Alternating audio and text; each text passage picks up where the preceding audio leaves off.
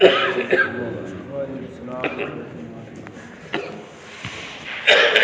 للہ رب العالمین والعاقبۃ للمتقین والصلاة والسلام علی سید المرسلین وعلی آلہ وصحبہ اجمعین ان اللہ وملائکتہ یصلون علی النبی یا ایہا الذین آمنوا صلوا علیہ وسلموا تسلیما اللہم صلی وسلم وبارک علی سیدنا محمد وآلہ دائما ابدا صلاة و سلاما علیک یا رسول اللہ صلی اللہ تعالی علیہ وسلم۔ بسم اللہ الرحمن الرحیم۔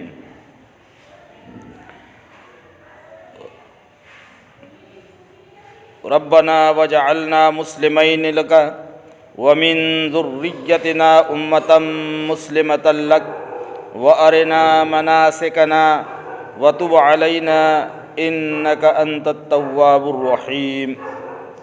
ربنا وابعث فیہم رسولا منہم یتلو علیہم آیاتک ویعلمہم الکتاب والحکمت ویزکیہم انک انت العزیز الحکیم۔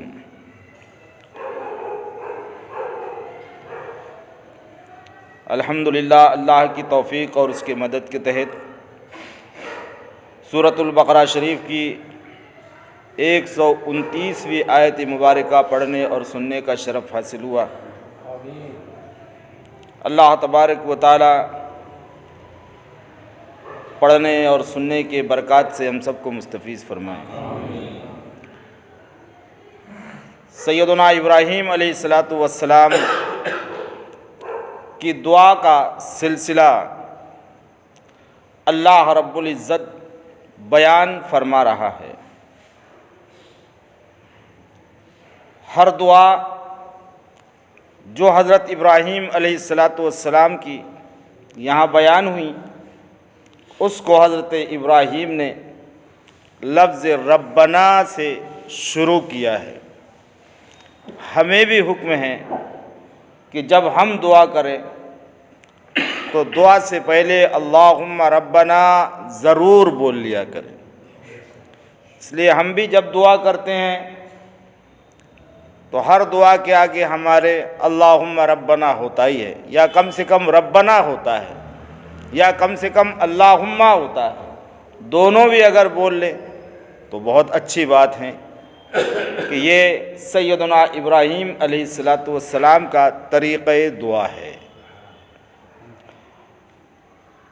حضرت ابراہیم علیہ السلام نے اپنے لیے بھی دعا فرمائی، اپنے اولاد کے لیے دعا فرمائی، اولاد کی اولاد کے لیے دعا فرمائی، مسلسل اپنی اولاد میں لوگ مسلمان رہیں اس کی دعا فرمائی۔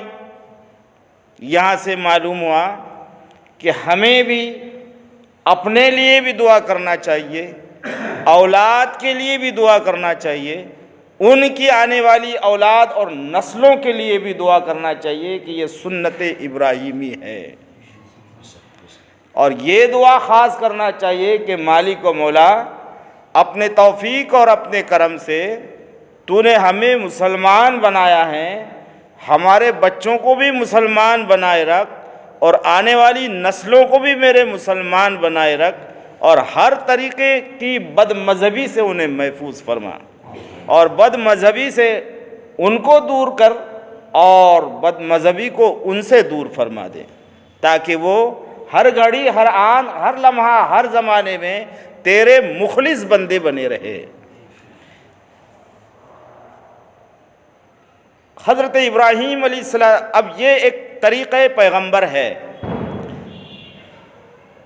چونکہ پیغمبر کی کوئی سیرت ہمارے سامنے نہیں ہے، اس لیے دعا کے اندر یہ اہتمام ہماری دعاؤں میں نہیں رہتا ہے۔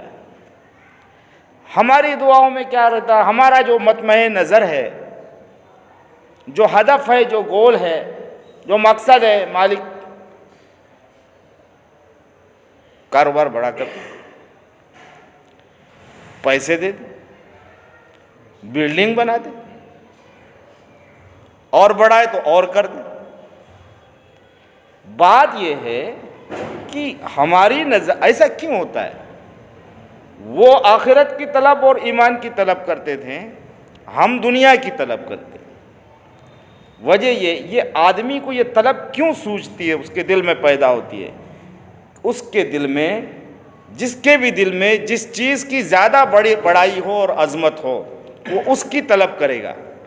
ہمارے دل میں ہماری دعا، ہمارا طریقہ زندگی یہ بتاتا ہے کہ ہمارا مطمع نظر جو ہے وہ صرف دنیا ہے۔ اس لیے جب ہم مسجد میں بھی آتے ہیں تو اپنی دنیا کی اور بچوں کی دنیا کے لیے دعا کرتے ہیں، اللہ والوں کی بارگاہ میں جاتے ہیں تو وہاں بھی جو منتیں سماجیں اور مرادیں مانگتے ہیں وہ بھی صرف اپنے اور اپنی اولاد کی دنیا اچھی ہو جائے، بس بہت ہو گئے۔ طریقہ انبیاء کیا ہے؟ سب کچھ ہونے کے بعد سارا مسئلہ صحیح ہے، بڑے عظیم مرتبے پر فائز ہے، مگر پھر بھی وہ ارینا مناسکنا وتب علینا، اللہ اکبر، کیا ان کو معلوم نہیں؟ کیا ہم میں سے ہر کوئی آدمی میری شمولیت کے ساتھ کبھی یہ دعا کرتا ہے کہ مالک میرے علم دین میں اضافہ فرما، مجھے اور زیادہ قرآن و سنت کی تعلیم سے آراستہ فرما، اس کے اسرار و رموز سے آراستہ فرما؟ شاذ و نادر۔ مجھے نماز کا صحیح طریقہ سکھا دے، میری اولاد کو صحیح نماز پڑھنے کا طریقہ نہ، کیونکہ ہمارے دل میں جس چیز کی چاہت اور امنگ اور عظمت اور بڑائی ہے وہ صرف دنیا کی ہے۔ انبیاء اکرام علیہ السلام کے دلوں میں جو عظمت تھی وہ ان کے اپنے منصب پیغمبر پر جو اللہ رب العزت نے انہیں فائز فرمایا تھا، وہ اس کا شکرانے کے طور پر بھی وہ دعا فرماتے کہ تیرا کرم ہے، مزید ہماری نسلوں کو بھی اس کی برکات نصیب فرما جو تو نے ہمیں برکات نصیب فرمائی ہیں۔ وہ ارینا مناسکنا، یہاں تک ہوا تھا وہ ارینا مناسکنا، اور تو ہمارے عبادت کے قاعدے ہم کو بتا، ہے نا؟ عبادت کے قاعدوں کے مطابق اگر ہو تو وہ عبادت ہے، منچاہے طریقے پر عبادت کرنے سے عبادت نہیں ہوتی۔ کل یہ مختصر میں بیان کیا تھا۔ مذہب اسلام عبادت ہر قوم کرتی ہے، ہر چیز کی پرستار قوم کرتی ہے۔ یہودی بھی عبادت کرتے ہیں اور نصرانی بھی عبادت کرتے ہیں اور اہل حنوت بھی عبادت کرتے ہیں، مگر ان کے سارے عبادت کے جو طریقے ہیں وہ خود ساختہ ہے، اور ہمارا جو عبادت کا طریقہ ہے وہ اللہ کا بتایا ہوا ہے، انبیاء کا بتایا ہوا ہے۔ یہ طریقہ انبیاء کو اللہ رب العزت بذریعہ وحی عطا فرماتا ہے۔ انبیاء سے ان کے صحابہ نے یاد معلوم کیا، اس کے بعد ان کے بعد والوں نے یاد کیا۔ آج ہمیں کوئی ضرورت نہیں کہ طریقے والوں سے ہم عبادت کا طریقہ معلوم کریں، بس ہم کو نماز پڑھنی ہے، ہم جیسے بھی آ کر پڑھ لیں گے، ہمیں کیا ضرورت ہے کسی مولوی صاحب سے نماز کے فرائض و واجبات و سنن و مستحبات سیکھنے کی کیا ضرورت ہے؟ ہم کو کیا ضرورت ہے کسی سے مسئلہ پوچھنے؟ بس نماز پڑھنا ہے، جانا ہے تو نماز ہی پڑھنا ہے نا یار۔ نہیں، نبی ہو کر وہ عرض کرتے ہیں وہ ارینا مناسکنا، مالک تو اپنے عبادت، تیری بارگاہ میں جھکوں کیسے، میں اٹھوں کیسے، میں کھڑے کیسے رہوں، میں تیری بارگاہ میں اپنی طلب کیسے پیش کروں؟ اس کا بھی ایک سلیقہ ہے۔ انک انت التواب الرحیم وتب علینا، اور ہم پر اپنی رحمت کے ساتھ رجوع فرما۔ انبیاء اکرام کا جو ایک چوتھی عادت کریمہ ہے کہ وہ ہر حال میں اللہ کی رحمت کے طلبگار ہوتے ہیں۔ رحمت کا طلبگار ہونا، رحمت سے مراد دولت نہیں ہے، روپیہ پیسہ نہیں ہے، بلڈنگ بزنس نہیں ہے، رحمت کچھ الگ چیز ہے نا؟ رحمت کچھ الگ ہی چیز ہے. ہم جب بھی مانگیں گے دنیا، اور اگر رحمت ہم نے مانگ بھی لی تو اس رحمت کے اندر اس مفہوم میں جو ہمارے لیے رحمت ہوتی ہے وہ دنیا ہی رہتی ہے، وہ دنیا ہی رہتی ہے. اس رحمت میں قناعت نہیں رہتی، اس رحمت میں اتباع نہیں رہتی، اس رحمت کی طلب میں ہمارے لیے گناہوں سے مغفرت نہیں رہتی. انبیاء اکرام علیہ السلام ہر حال میں اللہ کی رحمت کے طلبگار رہتے.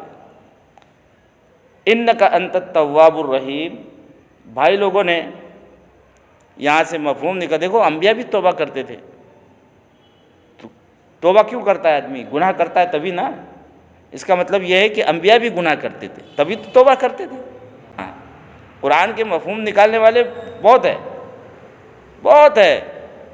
آڑا ترچھا جیسا چاہے وہاں اس کے مفہوم کو بیان کر دیا جائے.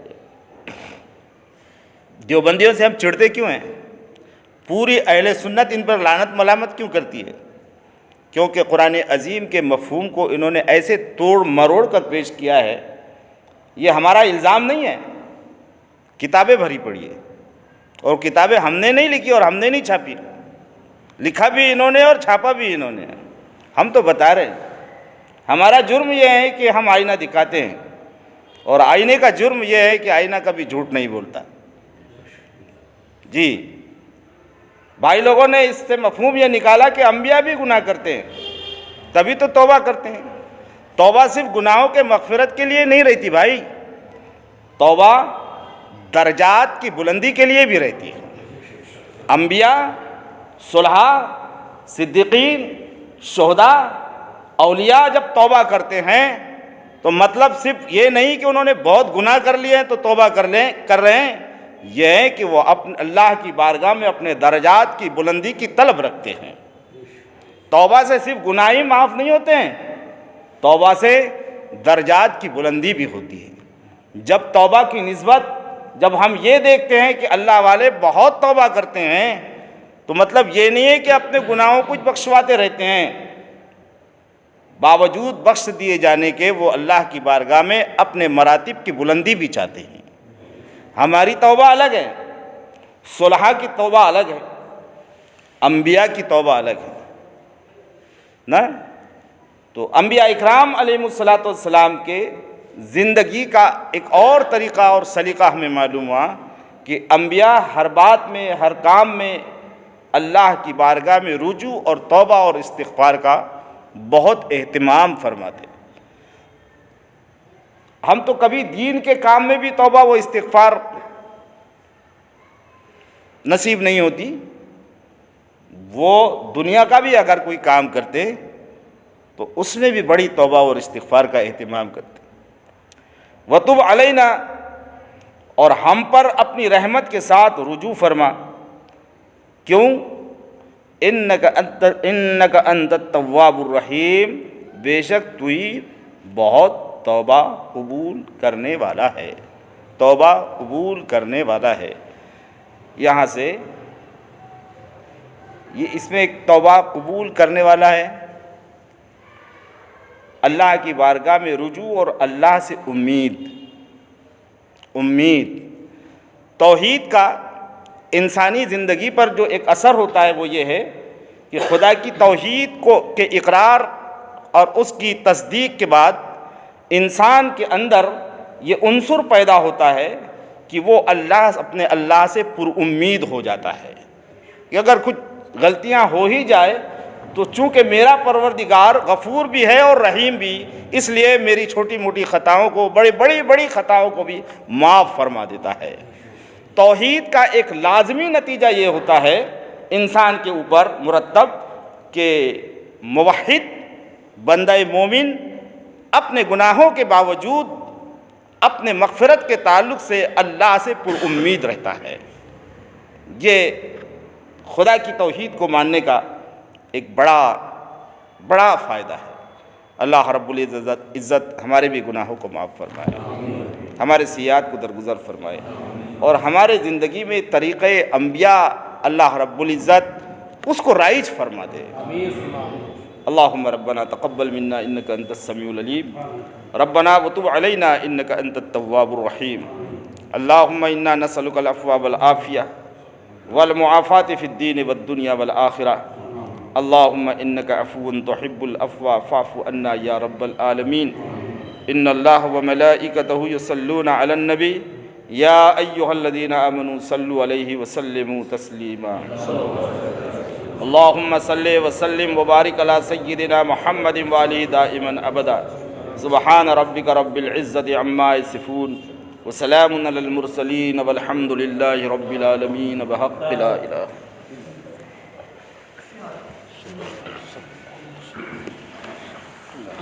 اللہ۔